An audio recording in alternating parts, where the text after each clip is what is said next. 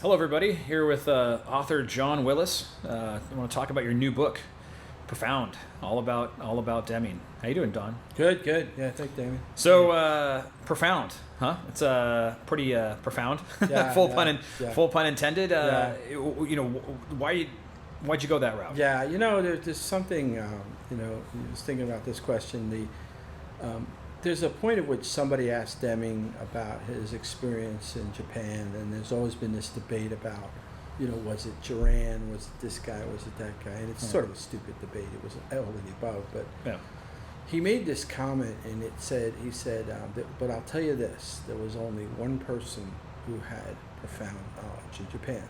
The thing about Deming is he was always very specific about the words he chose. Now, one interpretation of that is an egotistical son of a gun, right? But like me, over these 10 years of understanding this guy, what he meant was he wasn't saying he was the smartest guy in Japan.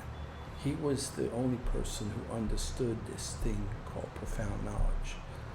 And the reason why this book, as I started learning more and more about how I wanted to tell this book, Deming has this thing called the system of profound knowledge. This was his, sort of his capstone.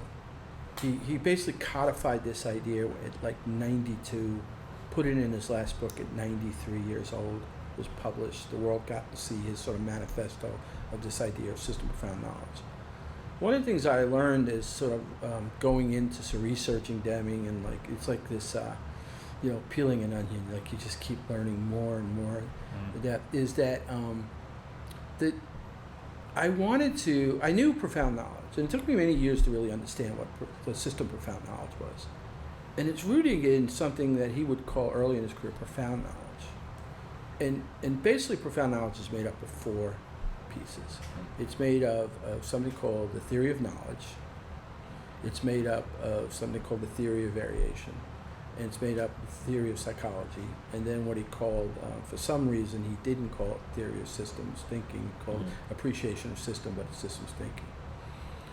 And one of the things I wanted to do in this book was, first and foremost, figure out his journey of how he accumulated this knowledge to be in his 90s, to feel like it was, excuse the pun, so profound that he had to write about it. Yeah. And so I wanted to track his journey, and what I found was the journey was far more interesting than the system of profound knowledge, because it glued together all the ideas that we think about in DevOps and Agile and Lean.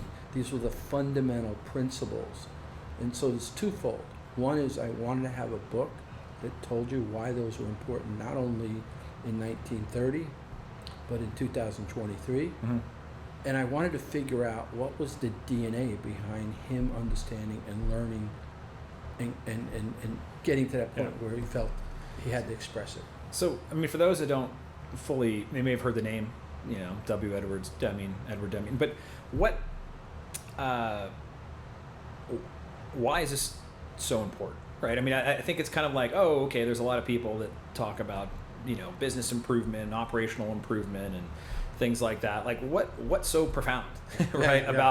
About him, and sort of what's the impact that he's had, to where we are today, right? What's the lasting impact? I would say. Yeah. What was his impact, and what was his lasting impact? And the thing was that one of the things that Deming started expressing in the middle or late his career is this notion of complexity. So today we have all our complexity sciences. Yeah. But he started expressing that the only way to really understand complexity was, I used an analogy, I think I got it from something that he had wrote, but was that if you think about the perfect picture in a camera, right? And how do what is a picture? When you see a picture that's done by a real photographer and artist, there's notion, there's speed, there's lighting, there's all these variables. And depending on how you adjust those variables, you get a different picture. One of the things in the book, I use the perfect picture as a story, as the analogy for some of this, which is the sailor grabbing the woman in Times Square and kissing her. Yeah. That picture like done differently by a different photographer, or the motion, the speed, the lighting. Yeah, it would have been lost in history. Well, Yeah, just a yeah. different story. Yeah. And so Deming saw this idea of profound knowledge much like that to figure out complexity. Mhm. Like you have to sort of dial in these four principles and to be able to understand complexity. And so like you need to understand theory of knowledge, which is really just scientific thinking. It's scientific method, it's epistemology, it's the things that Mike Rother writes about. It's what we know of what Lean was very good at, what Steven Spiel writes about. So that's one of maybe that's the speed or the aperture. And then there's the theory of variation. So let me step back. The theory of knowledge is basically at its core is how do we know what we think we know? Mm-hmm. Like do we like let's question what we know. Yeah. We see that as PDSA and then the theory of variation, people call it just statistical, but it really is how do we understand what we think we know? Like it becomes like he defined this term that drove all the sort of classic statisticians. He called it analytical statistics versus enumerated, right? And like I can go deeper into that, but I won't right now. But the point is, it wasn't just statistical process control. It was this idea of like, how do you take the sort of the shutter speed of knowledge, and then use the lighting of the sort of understanding. In this case, it's statistical and analytical statistics. And then, even if you get all that right, the third lens, or third piece of this sort of perfect lens, is psychology, theory of psychology, which is every human is unique. Deming basically, from earliest in his career, was a humanist. He always saw the solution to how do you make the sort of betterment of humans. And like that all the body of work that we espouse, the Senge, all that stuff, is all around sort of cognition, intrinsic motivation, and so again, that's the third. Let me just add the fourth piece, which is, so you got all that, and there's sort of brilliance to add the psychology into those first two, but then the last piece is you have to have an appreciation for systems thinking. Yeah. Like all the sort of knowledge we know about systems. This is all absolutely 1,000% relative to how we're trying to solve these complex problems today. Right. Well, I mean, I think that's what I was going to ask is, how revolutionary, whether that's the correct term or not, was that kind of thinking? It feels like a lot of things that we take for granted today is sort of the DNA of, modern business practices, or, how you think about managing modern organizations. How much of a radical departure was that in Deming's time from what the standard conventional wisdom was? Well, I mean, if you go back to what I said in the original, when the reporter asked him about just experience in Japan, he said there was only one person with profound knowledge in Japan. Mm-hmm. Again, he wasn't saying he was the smartest person, but what he was saying is, this is how I helped Japan become the phoenix from the ashes, right? And what happened? What was profound is the results of the miracle in Japan. Yeah. How what Japan did, what Toyota did, what all those companies did to the American economy for like decades, starting in the sort of late 70s, 80s, and 90s. And one of the things I found very interesting about the book is it's part biography, but it doesn't go into a lot of biographies go into a tremendous amount of detail. Yeah. It's more like stories about Deming and about sort of how, or I guess I took the stories you picked that show sort of the genesis, or either the inaction or the genesis of some of these ideas. How intentional was that, and how much do you think that experiential growth is important to understanding the system of profound knowledge versus just an encyclopedia explanation of the system of profound knowledge? Yeah. No, so what happened was, sort of early on, it was the DevOps days in not Mountain View. It was the one. It was the third U.S. DevOps days, I think, the one we ran in Santa Clara. Okay. Right, and Ben Rockwood ran this open space on GoRat and theory of constraints. Mm-hmm. And then and I was all in at that point. Like we had all read the early copies of the Phoenix Project. Gene had given us the backdrop of Elliot Goldratt's. And no sooner we got started and me pontificating about Goldratt this, and Ben sort of, he doesn't do this, but sort of pats me on the head. Oh, John, all this comes from Deming. I'm like, what? Who's this Deming guy, right? And it started me on this like crazy journey. And what I found in this journey, I was fascinated from day one, like hooked. In fact, everybody I interview on my podcast who's been sort of a Deming, they all have this like hooked moment, right? And but what I started hearing is these interesting side stories.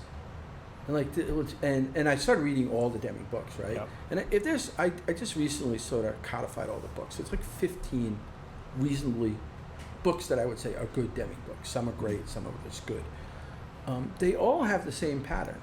A little bit about his bio, a little bit sort of some impact, and then all about his sort of management theories.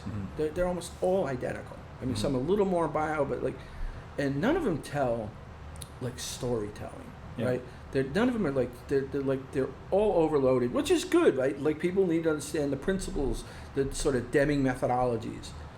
But I was also always been a big fan. You know, a couple of authors I really like, which is Bill Bryson, and I love Michael Lewis, and I love what Michael Lewis does with like he tells. It's actually a biography, right? But you don't know that it's a biography. Moneyball's a classic example, right?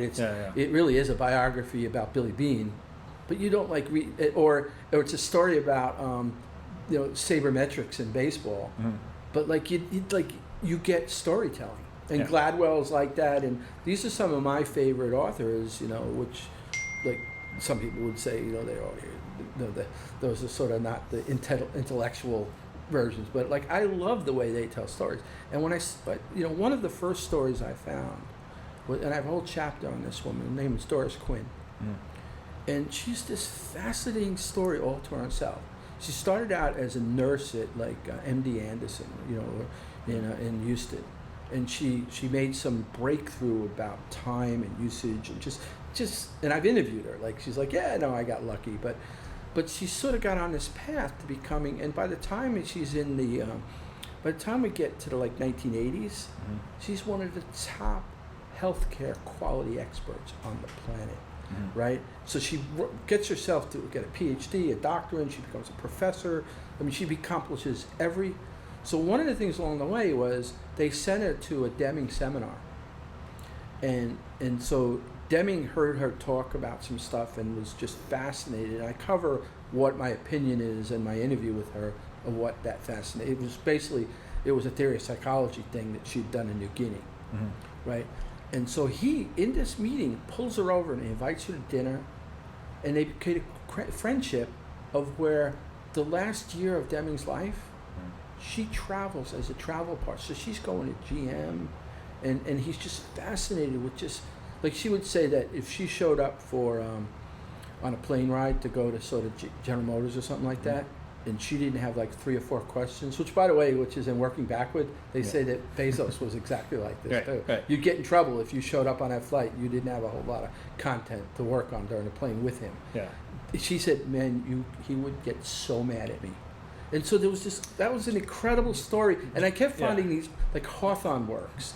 I found all these like Forrest Gumpian like weaving around it, and I was like, that's the way. I'm going to write a book of untold stories that's storytelling but teaches you profound knowledge and why it's important. Well, which I think makes it it's accessible, and it makes it, it's very impactful because makes you think. I guess, is there a story or two that impacted you the most that you didn't really think about before, or in retelling it or in researching it, or that changed your mind or added to your to your system of knowledge? It's funny because it's just it just every time I dig deeper, I get a deeper understanding of what he was trying to say, and I think that's why a lot of people say, Deming seems great, but I don't know what because there's so many. But I guess one of the things I didn't know, so like I said, I went back and I wanted to understand where did he get these sort of pillars, the 4, the knowledge. And knowledge is pretty simple. It comes from Walter Stewart, like actually invented at Hawthorne Works. So I knew so I had 3 chapters for years before I got serious about the book. One was the Doris Quinn. I knew that had to be a chapter. The Hawthorne Works, where they had the Hawthorne effect, and like it was this. There was an interesting. I interviewed a guy who wrote a book about, he's a librarian of science, that wrote a book about Hawthorne. And he said that, you know, back basically in 1925, 26, this is when Deming interned there, that if you were basically talking about cars, you were talking about Detroit. If you were talking about steel, you were talking about Pittsburgh. If you were talking about electronics and telephones, you were talking about Hawthorne. Like, it was, like, imagine what's going on in Silicon Valley, like telephones, this like amazing new thing, and it's all the sort of the place, the foundation is there. He's there. Yeah. There's these experiments that invent sociology. There's Walter Stewart creates this thing. So Hawthorne was another story, and then my hook story was always been the you know, why Japan if Japan can, why can't we? So I start the book off with that, and my spin on that was, a lot of people have told that story. It's a documentary. Deming's 80 years old. Japan's beating the crap out of us, right? And now we find out in an NBC documentary the reason they're beating the crap out of us is because it's America. Like a prime time documentary. Yeah. But what was more fascinating about that story is that one of the things I found out, like his grandson was, and they're all sitting around like, why is my grandma going to be on TV? And he wouldn't say a word. Yeah. And they're all listening to this. And then, you know, the CEO of Ford calls him and invites him in, but you know, but what I wanted to, I build this sort of crescendo of like what it was like in 1980. I was there, right? Like I was getting my driver's license, driving, right? Like, and like it was like you feel like America had lost. We bowed out of the Olympics, where gas prices, everything is just terrible. And I said, so in the book I said, you know, like this is what it looked like in 1980. But, you know, we got one last thing in America, like sort of an American graffiti. Like, we love our cars. Don't screw with our cars. And then we get, like, Japan is now screwing with our sort of apple pie and cars. And this documentary that tells us that the reason why our cars are getting screwed with is because some American helped do it. So that's the hook. But the thing I found the most fascinating... Let me ask you a question about that. Do you think Americans felt like... Do you think you feel worse because we had the knowledge and we let it get away? Or do you think people felt better because we can do this? There was an American behind the scenes after. There's an American behind the scenes after all. I think the former is like they were clueless. They just didn't know what had happened. I talk about what he did pre-war. And then they just threw it all away. So I don't think that was on anybody's mind. I think there probably was an element of like, we could do this. It was an American. Of course it was an American.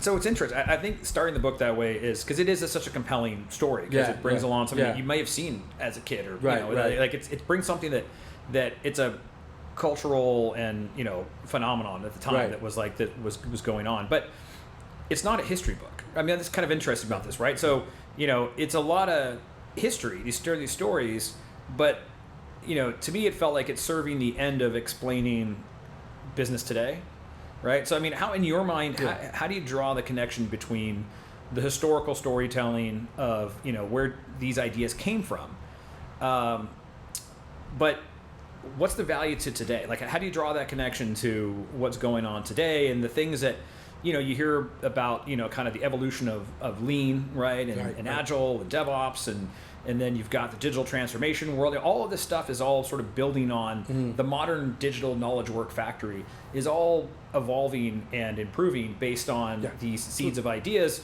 But why is the relevance of the history in learning about this? How do you apply it to today? How do you draw those connections? You actually helped me, because one of the things I did early on, which was, I've worked with this consultant and he's helped me write the book, and we're working on another book together. But I said, there's 3 people I have to show the outline of this. It was you, it was my friend Curtis, and Ben Rockwood, who was one of the target leaders.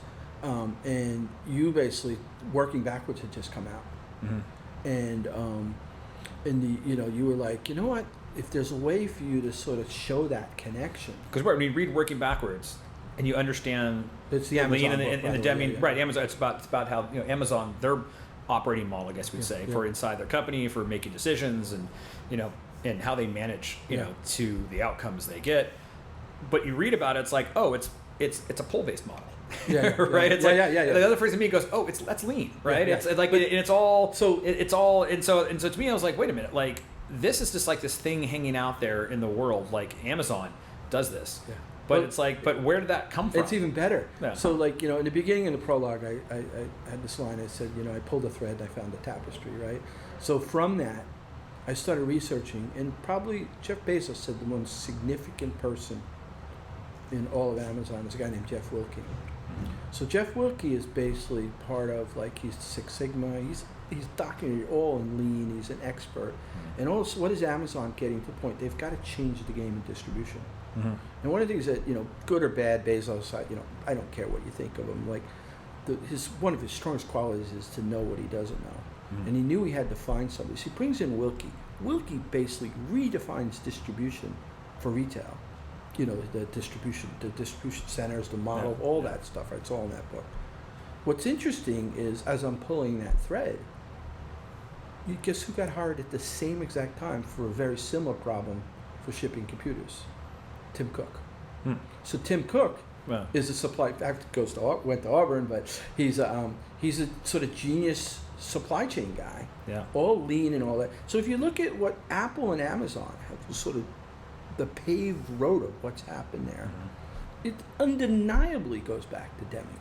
Mm-hmm. Right? I mean, I can't find direct quotes from Wilke saying I read Deming and did this, but like if you look at his background, you look at Tim Cook's background, right? And I think we've talked over and over and over about like that, my Deming to DevOps presentation, right? Which is like, it starts with Deming, it turns into Toyota becomes lean, Agile sort of becomes a sort of a drafting of that, and DevOps is all the above put together. Mm-hmm. So it all goes back to Deming, but when I was able to thread, and so the last third of my book is all about the sort of future, like the stuff that Deming set the seed for, which changed everything. Yeah. And again, I could tell more stories. I still have to cut more pages out of my book, but right now 350 pages. But so I even cut down on the Tim Cook story. But like we could use just those two as poster children for like, oh my God, look what happened from there. But then so part of that last section of the book is his impact, how I can directly relate that to profound knowledge. But then more importantly, what I started realizing, that sort of thread, the tapestry to get built, was how relevant his ideas were to cyber. So the end of the book is all about what would Deming do. Yeah. Like if executive order and Biden said, hey, and he was still alive and he could actually, respond, like, what would you do? Like, what if they brought him in? What would he tell them? And I compiled enough knowledge about Deming to feel comfortable to say this is how he would have answered these questions. And then I use examples like Josh Corman on Operation Warp Speed, who directly attributes to me, you, Nicole, and Jez that Operation Warp Speed, which was the cold chain for the vaccines at CISA, that's what Josh was doing. Okay. He literally, and I got a podcast with him on this, he literally says it came full circle. What he learned about DevOps from us, he then applied back to sort of non-software supply chain.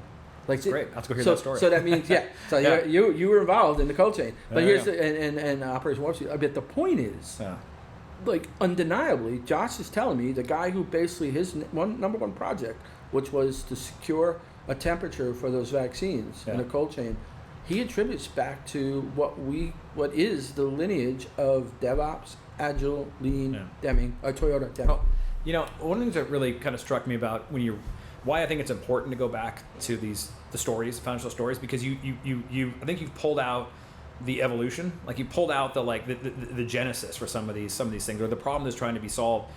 Because I think why these chains exist and why it's true is I don't think any of us no one's really invented anything, right? I think Deming's just he's a great observer. Yeah. And it's all that's exactly right. Like physics and psychology, right? Like physics mean like flow and cues and those sort of things, and psychology mean how humans respond, the brain, how they think, right? How do you get large groups of people to do anything, right?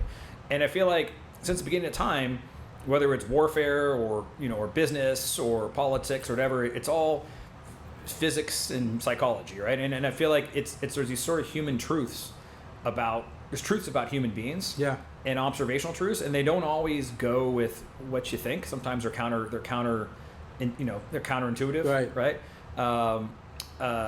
And I think it's interesting because seeing sort of like such a foundational observer of those dynamics through those stories helps you kind of spot these patterns as you go, right? It's almost like one of the things I loved about the lean, the folks that came after Deming and really, kind of tried to describe it better, right?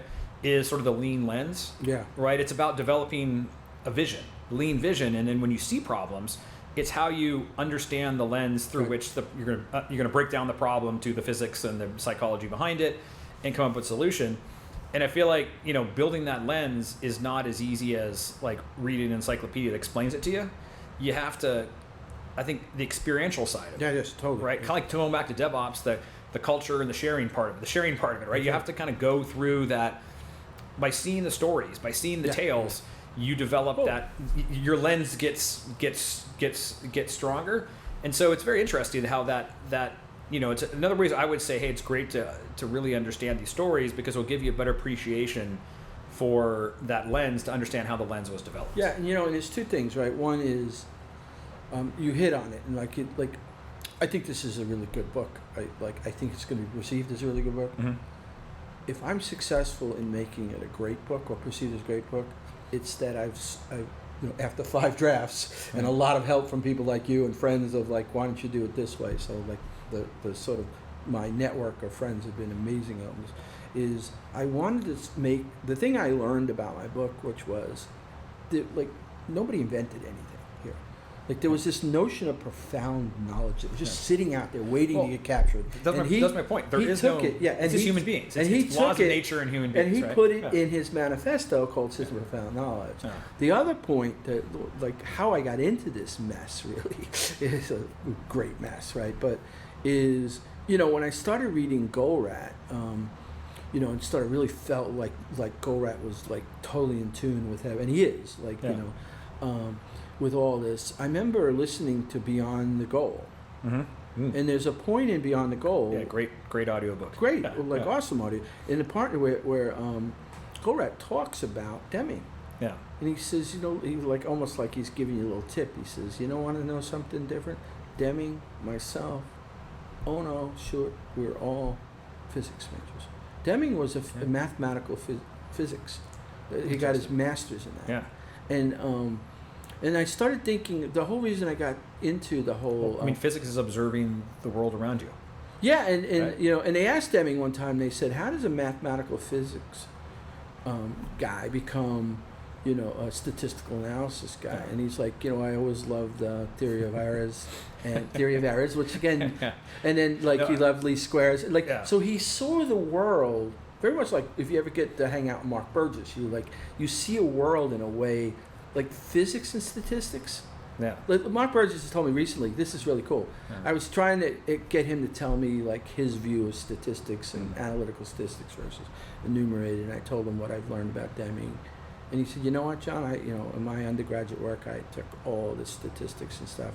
He goes, I realized when I went into physics, I didn't understand what statistics were. So there's some beauty in these physicists looking at the world, and Goldratt says this, is we look at the world differently because we have a physics background. And that was the original thread I was pulling on, is why are these guys so counter to everybody else? Yeah. And the thread, my theory was because they came out, and not only that, they came out of the second scientific revolution, which is the quantum physics. Yeah. So they were light in the time when this sort of Newtonian ideas were being sort of breaking apart. Right. They're all getting their physics degree when the world is changing, which is and then you almost can make the comparison of Newtonian management and quantum management. Yeah. Well, it's interesting because if you look at physics as basically trying to describe how the world works, that you said it's going a layer deeper.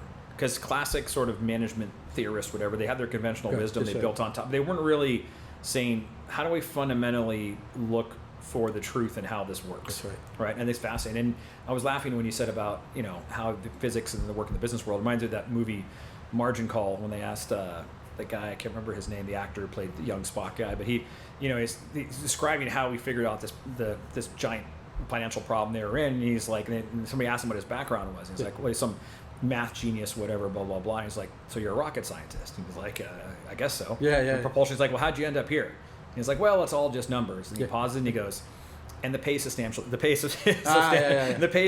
better, right? So you think about that diaspora from education to physicists, right, to business. So, that pull, it's fascinating, but still it's about how do you describe the systems of the world. Why is right? Bezos a genius, right? He was a quant. Yeah. He literally was a quant that read this paper about the future of book selling and dropped everything, moved out to Seattle, and created a bookstore in his garage. Right, and because he had that math, like I go on and on about this, but John Henry, when he buys the Red Sox, why did the first team to implement Oakland A's did it, but like they didn't scale it. Right. John Henry scales it, like brings in. He was a quant. But it's the same narrative. They see the world differently than the average person. Yeah. So one more question for you here. I know we gotta wrap up. I always felt like the system of profound knowledge has a bit of a marketing problem. It sounds like hubris. They're like, right. Yeah. You invented something and you documented something and you called it the system of profound knowledge. Okay, genius, right? So I just wonder, how much of that is it a thing where it's there's a barrier to entry for people into it because they don't realize he's not saying I'm profound. He's saying when you can see the world in this way, you have a better understanding of the world than most people. This is how you build. This is how you build your. This is how you, the other person on the other side of the table. This is how you are going to build profound knowledge about the world that you're operating in. Not I'm profound. And I'm coming to give you this profound knowledge. It's a funny funny marketing problem. That's right? exactly. There's two problems. One is that going back to that person asking him about his experience in Japan. 9 out of 10 people who heard that response said, "What a jerk!" Right. And what you had to know, and you wouldn't know that what he really meant was there was this ether of this profound knowledge, right? And you had to sort of pull it together. So the name is terrible. Because you're right. I know how many people, they know I'm a Deming guy, and I tell them So he's a physicist, but not a marketer. He was no. But the other problem, which is again another fascinating thing about this guy, which is, he's 50 years old when he goes to Japan. Once they're 50 nowadays, how can I get on that boat? What am I doing? We're down at Boca right now, just to let you know. We've got some business going on, but we're taking advantage of some really good stuff. At 50, you're already thinking about that. At 50 is the midpoint of his career.